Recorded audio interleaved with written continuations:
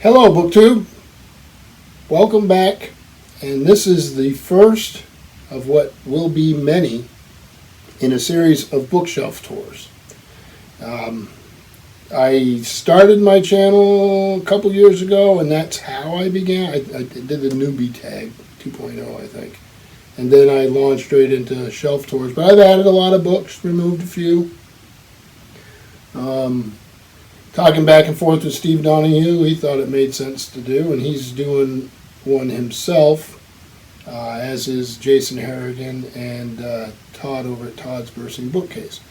So I thought, well, let me give it a try, see if anybody's interested. I was going to start over here with the Shakespeare books, but I thought it'd be easier to begin where the collection really does begin, and then and go from there.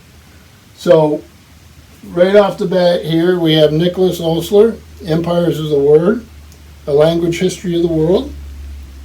It's in paper. I think this was actually done by Folio in a nice edition. This is basically what it sounds like. It's the history of the world's great tongues, gloriously celebrating the wonder of words that binds communities together and makes possible both the living of a common history and the telling of it. So, fascinating books. It has maps and word lists and relationships. Talks about empires and the spreading of languages. So what do we have here? So here's sort of a timeline. So if you're into that sort of thing, a fascinating story, well written. The next one here is one of these Cambridge Encyclopedia of type books. I love these. See if we can do this without too much glare. This one happens to be the English language. They've done many, many of these. Great to dip in and out of. This one came out in, let's see here. I probably should take my glasses off with this because I don't do too well with reading with them on. This is a 1996 reprint. It was first published in 95. And it's by David Crystal. And this is a name you're going to see come up quite a bit on this tour, at least early on. So let's see here, spoken and written English. Just a fascinating survey. And something I can just dip in and out of and enjoy. Similar, we have from Oxford, the Oxford Companion to the English Language, edited by Tom MacArthur. And these companions are also, can be quite nice to have. It's Oxford University Press, 1992. Big write-up on how the organization is. So here you could look under calligraphy. What's this? French. It'll say French, and then it'll say links with English, and it'll have various articles about how this works together. Mummery. From the Old French mommere, compare Momerset, a performance of mummers, actors in mime or dumb show, usually extravagant in style, in fancy dress, and masked. I did not know that. I knew what it was, but I would never read. Had the wherewithal to explain it that way. Then this is a Folio Society volume on these slip cases. You want to be careful with these. They build up suction because of the air, and as you pull them out, you have a chance of breaking the box, and it's not fun when you do. So this is the English Language by Robert Birchfield. Pretty standard looking folio edition. Nothing fancy on the end papers, but it has an introduction by Robert McCrum and an afterword by John Simpson. It's London 2006, the Folio Society. And then you go the disjunctive period from Caxton to Washington, pronunciation and spelling.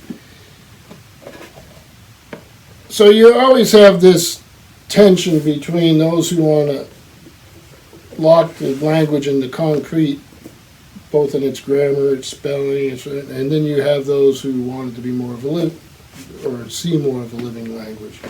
And there's always that balance and that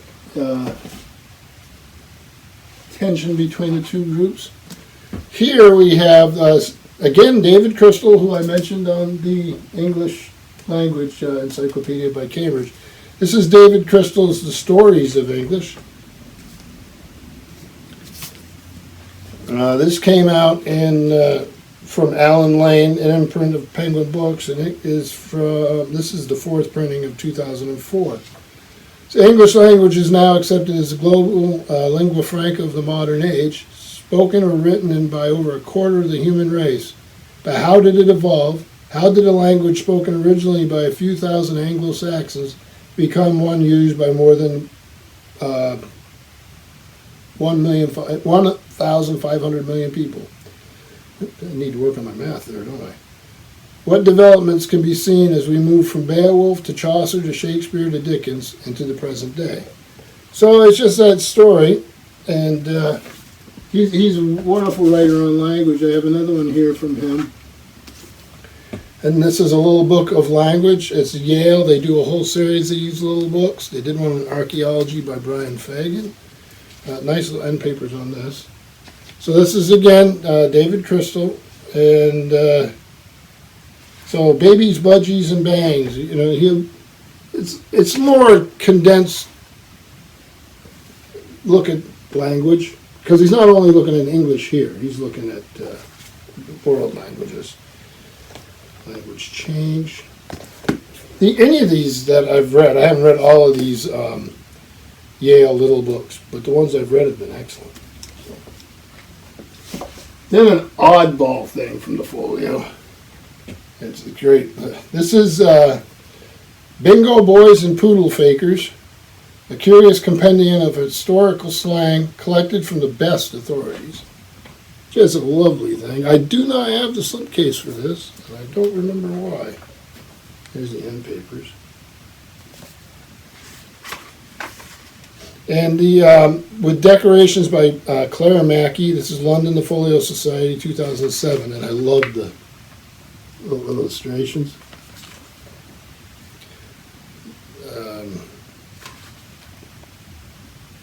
Let me find an example here. Cabbage, cloth stolen by a tailor from his employer. Loof faker, a chimney sweep. Okay, well, be that as it may. Now I'll move into some essays. This is the Oxford Book of Essays. This one's chosen and edited by John Gross. And it's Oxford University Press, 1991.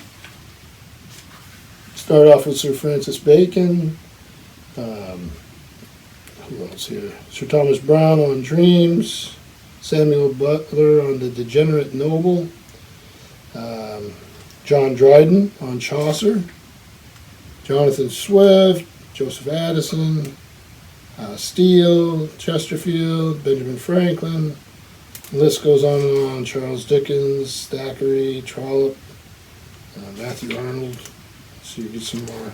So it seems to go in a bit chronological. So you have Isaiah Berlin on Churchill and Roosevelt, Randall Jarrell on Bad Poets. So yeah, Joan Didion.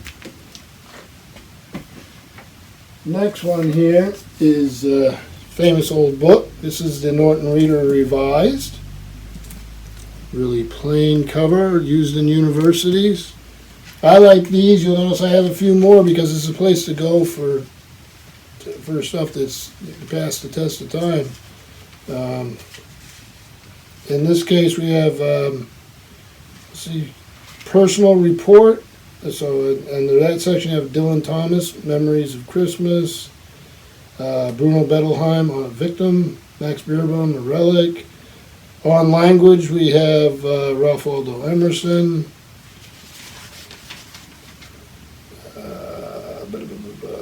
Jacques Barzon, Henry David Thoreau on the Mind, Literature and the Arts, W.H. Auden, Reading. So all these headings, and it's fun just to pick up in between books and just browse and find something that interests you. This one here, I always think about Steve Donahue when I see this book. It's 2 volumes in one, so this is obviously a reprint. Rotten Reviews, a literary companion, edited by Bill Henderson. So basically, it's when did this Barnes & Noble reprint? So this came out originally in '86 from the Pushcart Press, and this one here is from '95. So you just have little sections here on where the reviewers, at least according to the test of time, has gotten it wrong. So on Mark Twain, 100 years from now, it is very likely that the jumping frog alone will be remembered. And he's, this is Harry Thurston Peck in the Bookman. He was wrong, obviously. Who else does he have here?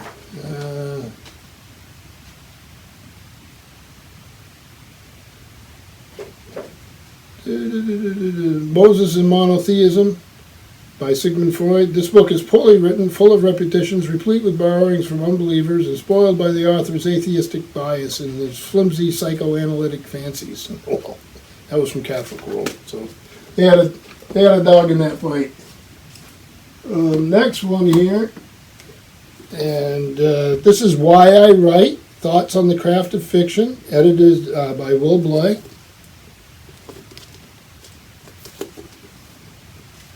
This came out from Little Brown and Company in Boston, 1998, and it's these authors talking about the craft of fiction. You have, I'll just throw out some, Pat Conroy, Richard Ford, Mary Gatzko, Elizabeth Gilbert, Jim Harrison, Ann Patchett, Dennis Johnson, let's see, William Volman, David Foster Wallace. They're uneven quality, but good read.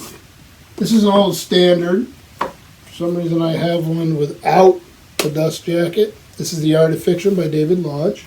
Good book. I don't know if it's used much anymore. It may be. When did this come out? This is a Viking, and it came out, this is the first American edition. It came out in 1992.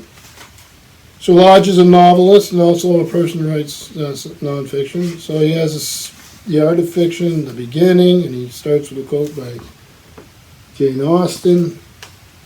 He has Surprise, A Stream of Consciousness, Names, epistolatory novel, the nonfiction novel, the telephone, chapters, allegory.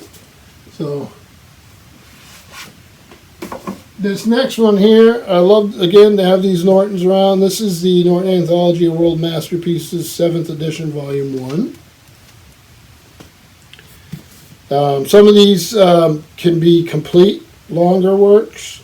So in this one, you have Gilgamesh, you have The Odyssey by Homer, Aeschylus, Agamemnon, Aeschylus, the Eumenides, Sophocles, Oedipus the King, Euripides, Medea, Aristophanes' Lysistrata, which is a new translation, Shakespeare's Othello, Sir Gawain and the Green Knight, Dante's Inferno, Beowulf. So, you know, you'd have to go through and let's see here. The Trial of Renard, Canterbury Tales, The Wife of Bath's Tale, Petrarch. Print can be a little small, but these are handy to have. I have them in an older edition. What's this one? This is, you should be able to tell once I open it up here. These, again, no dust jackets because I probably used them in college. So this is World Masterpieces, Volume 1 Revised. And this is W.W. Norton and Company. And this is 1965. So I have Masterpieces of the Ancient World, which is the Old Testament, Homer, Aeschylus, Thucydides, Euripides, Aristophanes, Plato, New Testament. At Middle Ages, you have Divine Comedy, Decameron, Chaucer's Canterbury Tales. You have the Renaissance in here, which is Petrarch, Erasmus, and Praise of Folly. Machiavelli, Rebellious, Montaigne, which is just some of his essays, Edward Spencer's Fairy Queen, Cervantes, Marlowe, Shakespeare's Hamlet in this one. Then volume 2 here. Again, no dust jacket, but handy to have. This one is, one of the editors is Bernard Knox, who people who are into the classical will recognize his name. So we start with masterpieces of neoclassicism. So Pascal, Milton, Moliere, Racine, Pope, Voltaire, masterpieces of Romanticism, Rousseau, Goethe, Byron, Wordsworth, Coleridge, Shelley, goes on and on. Go down to Chekhov in a section, Rimbaud, Baudelaire, Yeats. So there's that. So a bunch of Nortons there. I always have them. Here's another Norton. Tight in the shelf there. This one is Modern Short Story, The Uses of Imagination, 3rd edition. No ER on the end of it. My local dialect's coming out a bit here. W.W. Norton and Company, New York. And this was from 1971. So you have Joseph Conrad, The Heart of Darkness. F. Scott Fitzgerald, Babylon Revisited. Ralph Ellison, Battle Royale. Mary McCarthy. Frank O'Connor. Catherine Ann Porter. Faulkner. Nabokov. Catherine Mansfield. So Henry James. So short stories. This thing is Extraordinary Lives, The Art and Craft of American Biography. This is a wonderful book. Read it many times. This is edited by William Zinsser. Some of you will recognize him. He wrote some books on, other books on writing. So in here you have sections on Robert Caro, David McCullough, Paul Nagel, Richard Sewell, Ronald Steele, and Gene Strauss. So if you want to write biography, this is sort of a necessary volume for you to have. Then here's a standard, John Gardner on moral fiction. There's our author. And this one came out, Basic Books Incorporated, New York. And this is the 3rd printing, and it is from, where's the date here? 1978. So very, very popular book. So moral fiction, premises on art and morality. It's very, very good read. Well-known book. This one here is Francine Prose, Reading Like a Writer, a guide for people who love books and for those who want to write them. Volume I very much enjoyed. So this came out in, this is like the 5th printing. So it was 2006. So we have close reading, words, sentences, paragraphs, narration, character, dialogue, details, gesture, learning from Chekhov, reading for courage, books to be read immediately, and then the acknowledgments. Next one is the Oxford Book of Aphorisms. This is edited by John Gross, the fellow who did the Oxford Book of Essays we just saw. This is Oxford University Press, 1983. So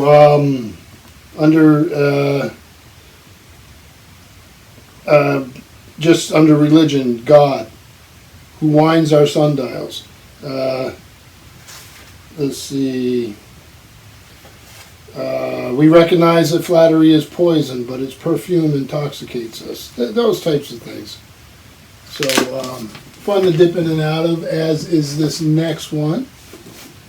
The Oxford Book of Literary Anecdotes, edited by James Sutherland. Can do that without too much glare. This is Clarendon Press, Oxford, 1975. And yeah, this little short pieces can be several pages long or a paragraph long. Alexander Pope, so James Boswell, little section. Then these next ones here, the next three, we'll wind up with those and then move into poetry. So I had the Folio Book of Humorous Anecdotes. Let me see this here. Nice cover. Not much on the back there. It's hard for me to tell if you're getting glare or not with this screen. Introduction by Edward Leeson, drawings by Nick Hardcastle, London, The Folio Society, 2005.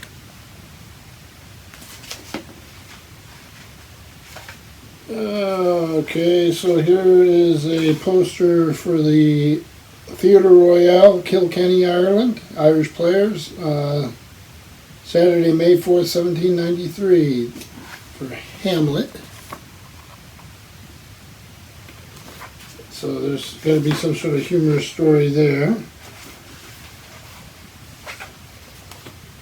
And these are, you know, I don't read all the way through. I probably read most of these by now. It's just something in an evening that you dip in and out of. As are the next two. And again, and the next two are both folio also. This is the best of the raconteurs, or raconteurs, however you want to pronounce it. Probably would recognize some of these folks. I'm actually going to open this up so that you can see who is in that. Probably recognize some of those folks. These are selected by Sheridan Morley and Tim Held, with a preface by Sheridan Morley, excuse me, and illustrations by John Lawrence, London, The Folio Society, 2000.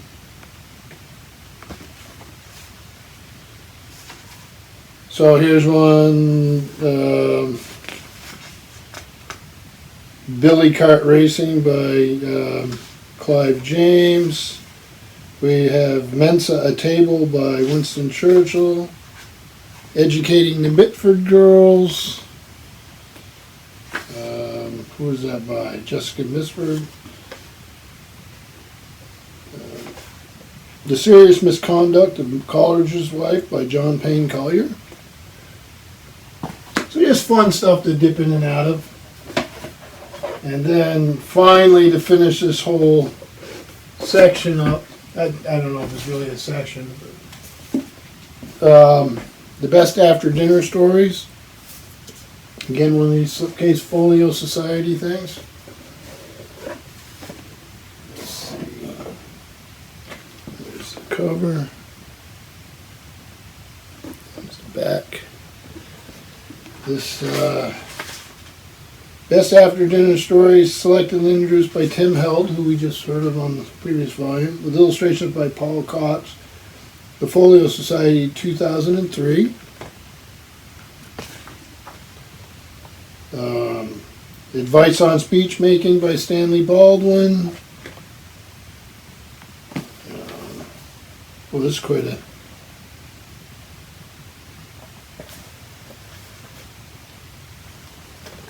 So beautifully produced books. Fun, again, to dip in and out of. And bit of a palate cleanser between your other volumes. And sort of a theme here, because the same with some of the Nortons. I can go read a short section. And the essay is the same thing. So a bit of a start to the shelf tour.